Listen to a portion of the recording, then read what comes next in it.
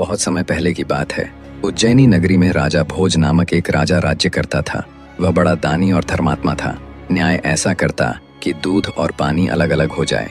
उसके राज्य में शेर और बकरी एक ही घाट पर जल पीते थे। प्रजा हर प्रकार से सुखी थी। नगरी के समीप ही एक खेत था जिसमें एक व्यक्ति ने विभिन्न प्रकार की बेलें और साग सब्जियां और वनस्पतियां उगा रखी थीं। एक बार की बात है कि उस खेत में अत्यंत उत्तम फसल हुई।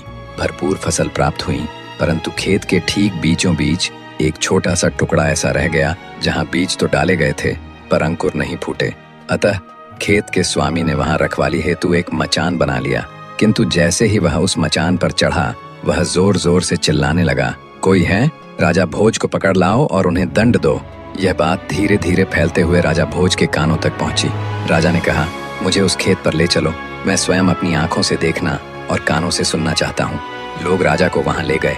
खेत पर पहुंचते ही उन्होंने देखा कि वह व्यक्ति मचान पर खड़ा है और कह रहा है, राजा भोज को तुरंत पकड़ लाओ और मेरा राज्य उनसे वापस ले लो, शीघ्र जाओ। यह सुनकर राजा को बहुत आश्चर्य हुआ और वे भयभीत भी हो उठे। वे मौन रहकर महल लौट आए।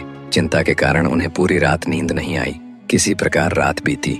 प्रातः होते ही उन्होंने अपने राज्य के ज्योतिषियों और विद्वान पंडितों को एकत्र किया। उन्होंने गणना कर बताया कि उस मचान के नीचे अवश्य ही कोई धन छिपा है। कुछ लोगों से सलाह मशवरा करने के पश्चात ये पता चला कि वो व्यक्ति जब भी वो मचान के ऊपर खड़ा होता है तब ऐसा बोलने लगता है, मचान से नीचे उतरते ही अपना स्वाभाविक रूप में आ जाता है। तत्पश्चात राजा ने तत्काल आदेश दिया कि उस स्थान को खोदा जाए।